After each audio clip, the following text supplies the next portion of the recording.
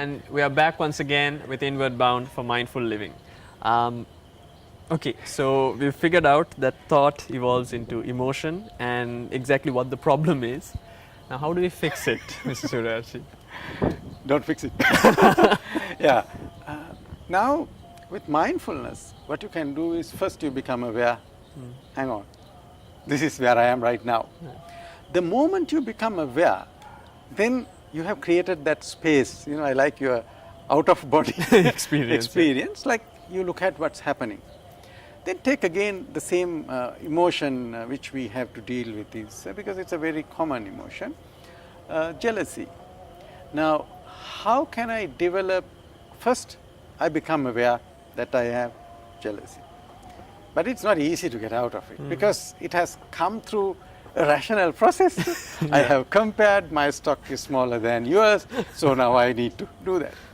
Now, while I'm thinking about it, are there positive things that I can develop so that this will not grow? For example, say I feel jealousy about you. Now the moment I realize that, I can start wishing you well instead of saying bad things. You have achieved something. This person who is at my level has achieved something. Congratulate.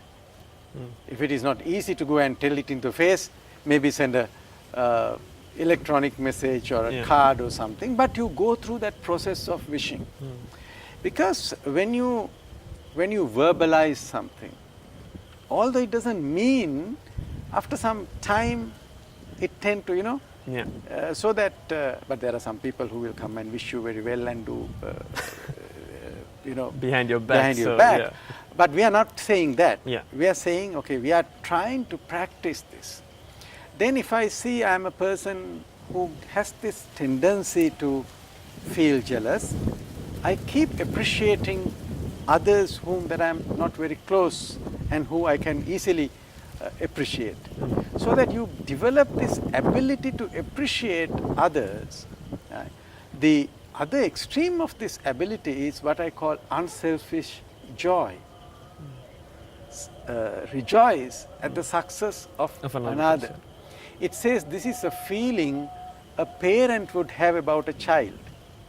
You know, that's kind of the ultimate. Yeah, that's the benchmark to achieve. That's a benchmark to go, but it's not easy. Easy, yeah, absolutely. Because now it's very interesting. Like mothers and fathers will feel so proud when their children do very well. Very selfless about it. Very selfless. But their own siblings' children, not so much. Not so much. Neighbor, tough. So therefore, what we can learn from this is that potential, that ability is there. Right. We are not channeling it. Otherwise, how can you feel about my child's success? Yeah, exactly. So it means that selfless joy, capability to develop that feeling is there. Yeah. Now, once you start doing that, you become one who is constantly being able to wish them well, be happy when others are doing. Then what happens is you develop a lot of positive energy. Right. Yeah. When you are developing positive energy, you don't waste time thinking, how can I tackle this guy and so he will fall and I go, no. Yeah. I keep improving because you don't waste your energy on negative things. Because sometimes when you have negative emotions, before you harm the other person, it affects you. Yeah. Like for example, it's not a very comfortable place to be in when you are angry, when you are jealous. That's true. But when I am happy, when I am in love, it's a comfortable place to be. And you want that to be sort of, that you want it to surround you and you want it to envelop you. And other people will be feeling the same. Same thing. So how mindfulness helps is, first, you know, it's like a dashboard. It tells it's now getting into amber, you know, and red. And once you know it's amber, you can take some corrective measures. Now, I am not suggesting you are suppressing But what you are doing is you are not allowing the negative emotion to grow uncontrolled. So it's actually, I think it's a very important point you brought. Like if you have the capacity to care selflessly for your own child, then what stops you from doing that about someone else? And we hear plenty of politicians saying, everyone is my child, or all of your children are also my children.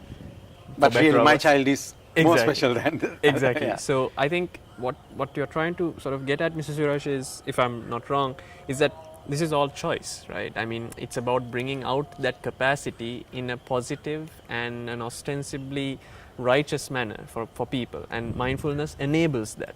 That's what you're pretty much getting at. Exactly.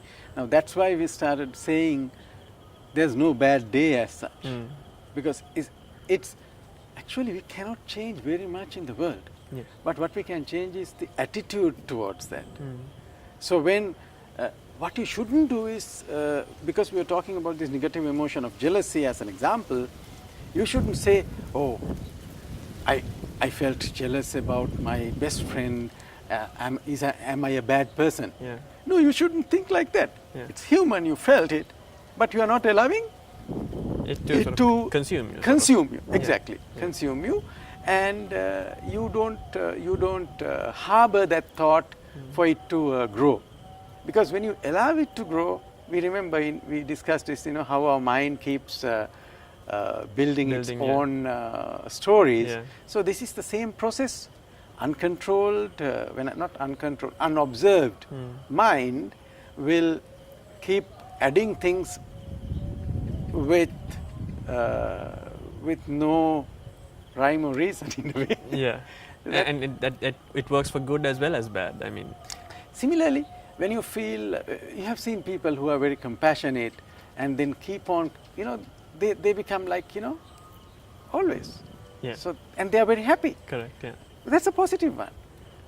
I think in hindsight, when you look at it, I mean, when you start looking at it in your life as well, because I personally am thinking of things that happened in my life as well and how I reacted to things. And when you look back at it, later on you think, what made you do that? But now I think when you incorporate it, it tends to be something that you can take forward with you as well. Yeah. And whether we like it or not, I think even the audience, myself included, will feel one emotion now, which is sadness, because we have to end the program for today. So thank you very much, Mr. Suryarachi. Till next time, goodbye.